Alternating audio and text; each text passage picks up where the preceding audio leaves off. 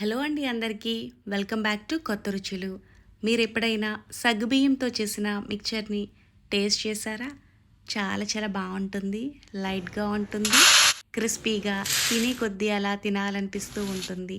ఒక్కసారి చేసి పెట్టుకుంటే 10-15 రోజుల పాటు ఫ్రెష్‌గా ఉంటుంది. శనగపిండితో చేసిన మిక్చర్ అలాగే స్నాక్స్ తినడానికి భయపడేవాళ్ళు ఇలా సగ్గుబియ్యం కాంబినేషన్‌లో చేసిన ఈ మిక్చర్‌ని హ్యాపీగా తినేసేయొచ్చు.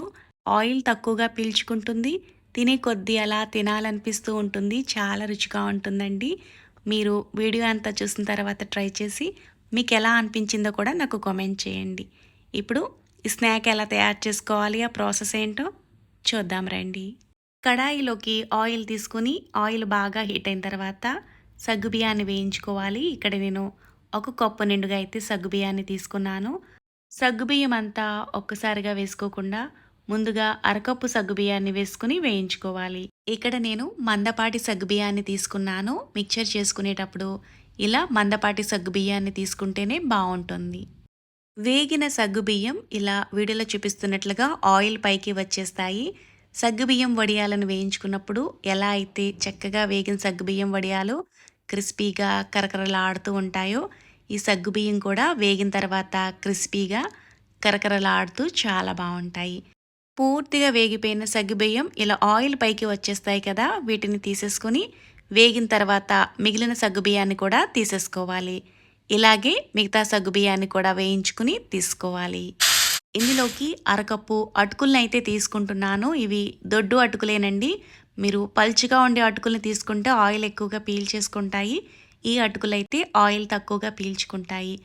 అటుకులన్నీ ఒక్కసారిగా ఆయిల్‌లో వేసి వేయించుకుంటే సరిగా వేగవు. ముందుగా సగం అటుకులను వేసుకొని వీటిని వేయించుకున్న తర్వాత మిగిలిన అటుకులను కూడా వేసుకొని వేయించుకోవాలి. అదే ఆయిల్‌లో అరకప్పు కార్న్ ఫ్లెక్స్‌ని కూడా వేసుకొని వేయించుకోవాలి. ఇవి ఏ కిరాణా షాప్‌లో అయినా ఈజీగానే దొరుకుతాయి. ఇలా ఇవి కూడా వేగిపోయాయి కదా! వీటిని కూడా తీసేసుకోవాలి. ఈలోగా ఒక చిన్న రిక్వెస్ట్ అండి. మన ఛానల్‌లో సింపుల్‌గా చేసుకునే చాలా రకాల స్నాక్స్ అలాగే స్వీట్ రెసిపీస్‌నైతే పోస్ట్ చేశాను. ఇంట్రెస్ట్ ఉన్నవాళ్ళు మిగిలిన వీడియోలను కూడా చూసి నచ్చితే లైక్ చేసి మరిన్ని కొత్త వీడియోల కోసం ఛానల్‌ని సబ్స్క్రైబ్ చేసుకోగలరు. ఇందులోకి ఒక పావు కప్పు వరకు పల్లీలను కూడా తీసుకుని వేయించుకోవాలి. పల్లీలు ఇలా దోరగా వేగిన తర్వాత తీసేసుకోవాలి.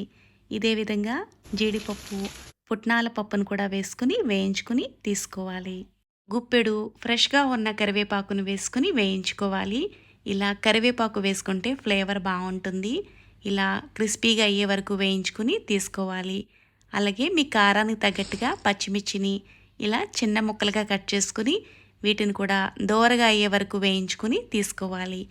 ఈ మిక్చర్‌కి మంచి ఫ్లేవర్‌తో పాటుగా టేస్ట్‌ని తీసుకురావడం కోసం చిన్నగా ఇలా వెల్లుల్లి కారాన్ని అయితే ప్రిపేర్ చేసుకుందాం. మిక్సీ జార్‌లోకి 1.5 టేబుల్ స్పూన్ వరకు జీలకర్ర వేసుకోవాలి. 10-12 వరకు వెల్లుల్లి రెమ్మలను వేసుకోవాలి. ఇందులో పచ్చిమిర్చిని వేయించుకుని వేసుకున్నాం కాబట్టి కారాన్ని ఇలా కొంచెం తగ్గించుకునే వేసుకోవాలి. ఇక్కడ 1 టేబుల్ స్పూన్ వరకు కారం వేస్తున్నాను. స్పైసీగా కావాలనుకుంటే మాత్రం ఎక్స్ట్రా ఇంకో అర టేబుల్ స్పూన్ వరకు కారాన్ని వేసుకోవచ్చు.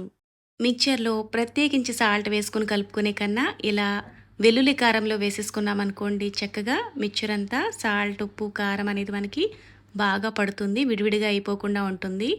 ఇందులోకి కొద్దిగా పసుపు కూడా వేసుకోవాలి. ఇందులోకి 1 టేబుల్ స్పూన్ నుంచి 1.5 టేబుల్ స్పూన్ వరకు చాట్ మసాలాను వేసుకోవాలి. ఫ్లేవర్ చాలా బావుంటుందండి.